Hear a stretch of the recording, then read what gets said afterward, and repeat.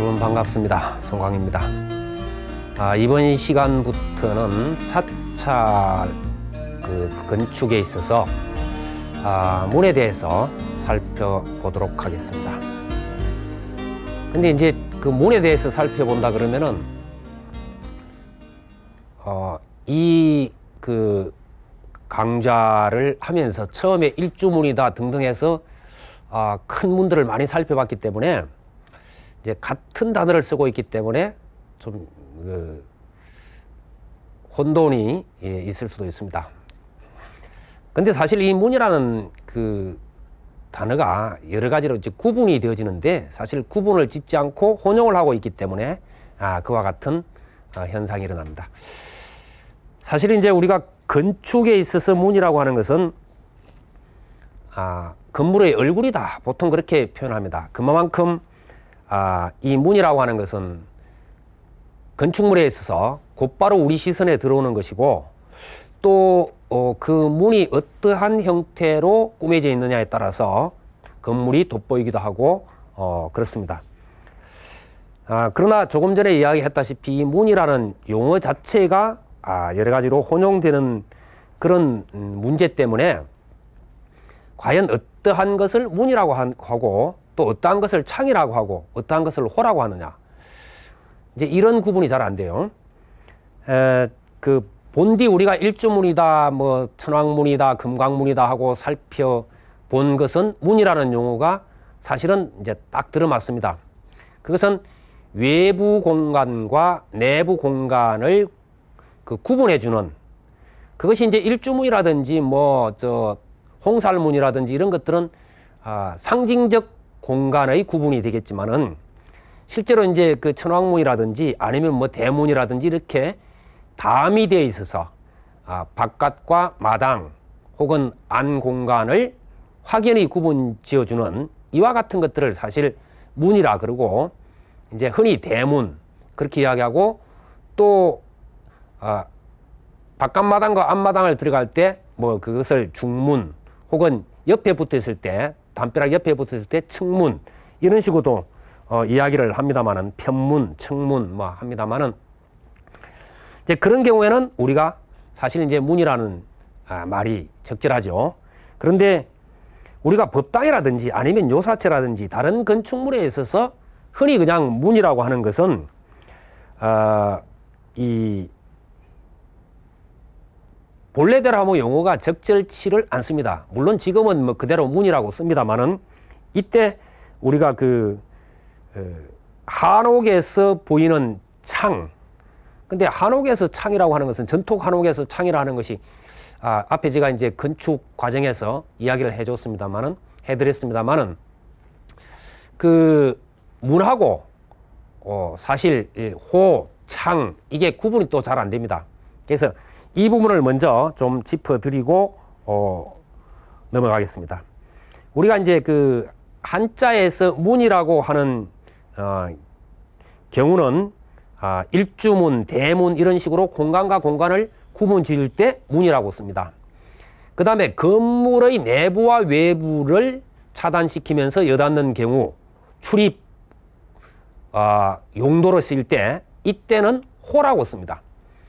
그 다음에 출입을 하지 않지만은 여닫고 또 바람이 들어오고 멀리 내다볼 수 있고 빛이 들어오고 하는 이런 경우는 창이라고 이렇게 이제 사용을 하죠.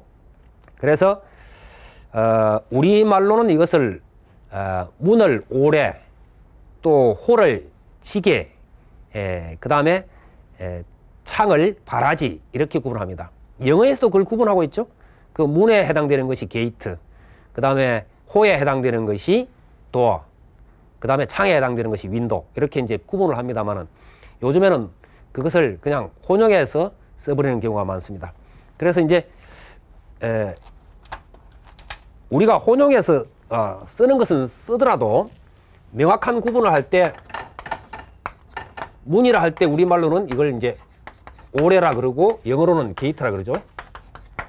그 다음에 이제 호, 우리가 흔히 그냥 출입문 뭐 이럴 때는 이걸 호라 그럽니다. 호라 그러고 순수한 말로는 지게 그렇게 이야기하고, 이게 이제 영어에서 아마 도에 해당되는 그런 쪽이죠. 그 다음에 이제 창이라고 했을 때, 뭐 광창이다, 교창이다, 이런 식으로 망창, 바라본다 해서 망창, 이렇게 이제 씁니다만 이것을 바라지라고 합니다. 우리말로는 바라지. 그래서 이것이 이제 영어로 쓸 때 윈도우라고 하는 게 이제 여기에 해당된다. 이렇게 이제 구분이 되어집니다. 그렇지만 우리가 보통은 그냥, 문이라고 일컬어 버리죠. 우리가 창호지라고 할 때 창이나 호에 붙이는 종이를 창호지라 그런 거죠. 그런데 이제 그렇게 쓸 때는 옳은데 다시 호에 붙이거나 창에 붙이면서도 그냥 문풍지 이럴 때가 있습니다. 이럴 때는 문을 그냥 혼용해 버리는 것이죠. 그래서 일반적으로 지금은 그냥 혼용해서 큰 대문이라든지 이런 것과 호와 혼용해서 문이라 하기 때문에 여기에서는 그냥 문이라고 이렇게 구분을 따로 짓고 호라고 짓지 않고 통상 우리가 쓰듯이 그냥 문이라 하고 설명을 해 나가도록 하겠습니다. 자, 이제 문을 설치하기 위해서는 그 설치를 할 수 있는 장치가 필요합니다. 그래서 이 문을 달기 위한 장치를 우리는 문 얼굴이다. 그렇게 건물 신축 과정을 살펴보면서 제가 설명을 드렸습니다. 문 얼굴.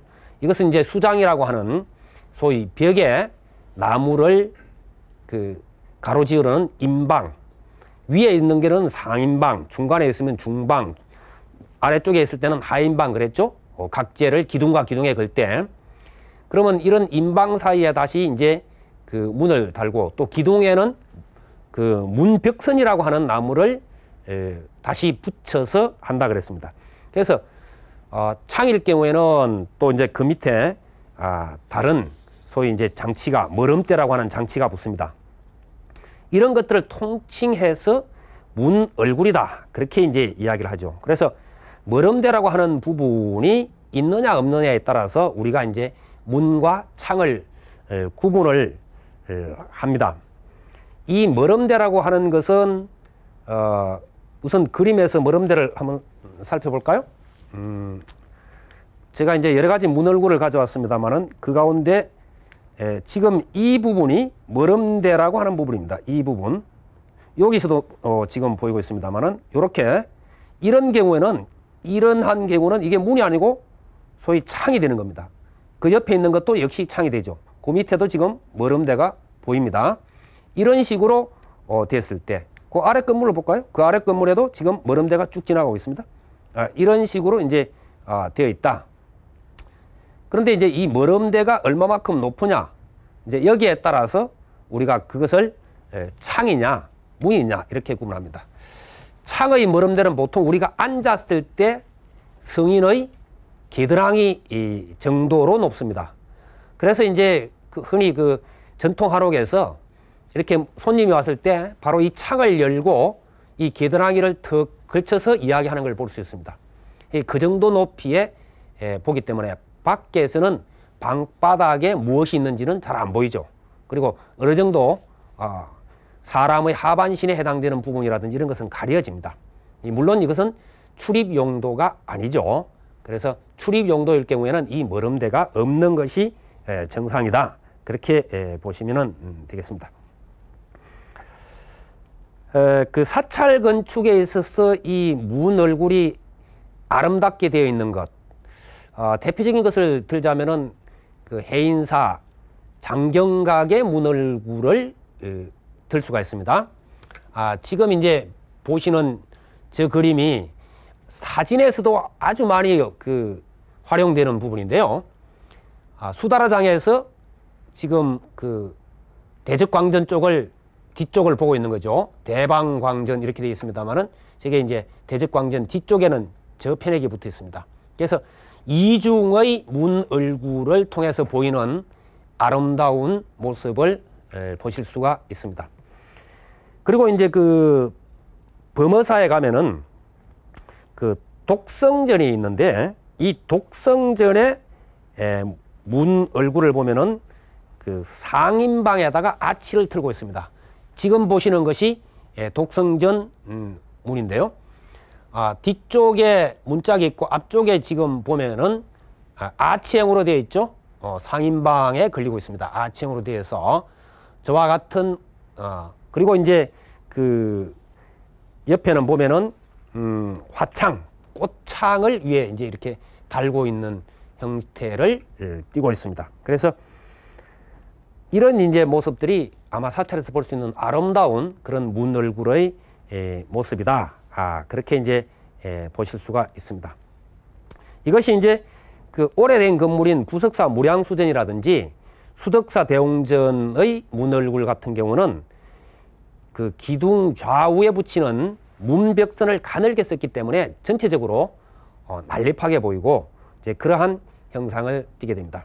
그래서 이제 그 문 얼굴을 이해를 돕기 위해서 제가 아까 봤던 그 그림들을 다시 하나하나 살펴보도록 하겠습니다.